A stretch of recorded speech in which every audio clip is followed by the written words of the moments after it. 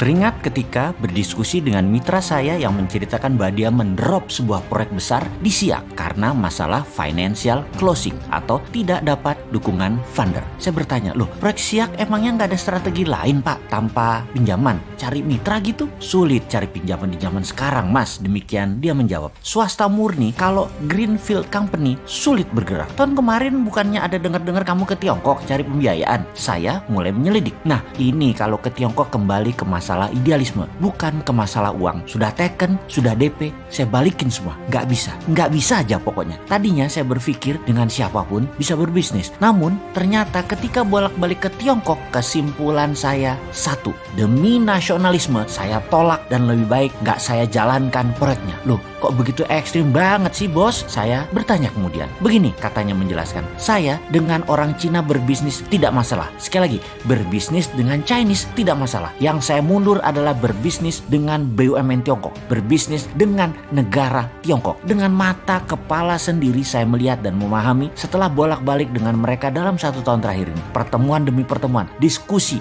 dan menyaksikan sendiri apa dan siapa mereka. Tiongkok itu membagi dua secara global bisnisnya. Dalam negeri, swasta yang mengelola, yang bermain kira-kira 80%. Luar negeri, BUMN Tiongkok yang bermain hampir 90%-nya. Pemerintah dukung dana, dukung fasilitas lainnya ke BUMN Tiongkok untuk menggarap luar negeri. Dengan 1,5 miliar manusia di Tiongkok, mereka memerlukan pangan dan kerja buat penduduknya. Tiongkok membuat grand strategi dan policy. China is not a country. China is civilization. China itu bukan negara, tetapi komunitas. Diaspora Cina menguasai seluruh jagat raya. 2-5% di sebuah negara, pasti diaspora Cina berada di sana. Dan bagi mereka, yaitu Tiongkok, melihat mereka semua itu adalah satu civilization yang bisa dimanfaatkan akar budayanya. Lalu saya perhatikan, semua yang kerja di luar Tiongkok, BUMN Cina, semua muda-muda masih single paling tua, tidak lebih 35 tahun. Target mereka jelas, karena terucap oleh pemimpin mereka. Mereka itu akan dijadikan diaspora, nggak usah pulang kalau perlu. Single, kawin dengan penduduk lokal, baik Cina diaspora atau pribumi lokal, nggak masalah. Lebih murah bagi mereka, orang-orang itu tidak pulang ke Tiongkok. Targetnya seluruh dunia, setiap negaranya akan dinaikkan diaspora Cinanya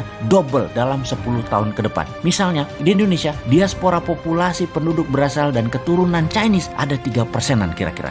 Dalam 10 tahun akan menjadi 6% dari jumlah penduduk. Ini mungkin banyak yang tidak percaya informasi seperti ini. Ini strategi Tiongkok. Ini bagian dari obor One Belt, One Road. Yang 3% itu saudara kita. Tapi yang baru itu mesin perang. Dan akan tidak nyaman saudara yang sudah berpaspor hijau dari sejak lama. Namun itulah taktik perang ekonomi dan hybrid war ala Rusia Morishkova 2.0. Strategi ini dipakai Rusia untuk mencaplok Crimea. Negara berdaulat itu diambil Rusia. Dunia hanya bisa diam. Semua orang yang bekerja di BUMN Tiongkok di luar negeri telah mengikuti semacam wajib militer. Mereka terdidik secara militan dan militer. Dengan pengetahuan ini, saya putuskan saya tidak akan berbisnis dengan BUMN Tiongkok. Ini sama saja dengan menjual bangsa, menjual negara, menjual NKRI. Lebih baik proyek saya tidak jalan daripada bangsa Indonesia tergadai. Dan sekarang saya jadi bingung dengan pejabat yang malah memfasilitasi Tiongkok masuk. Lalu BUMN Indonesia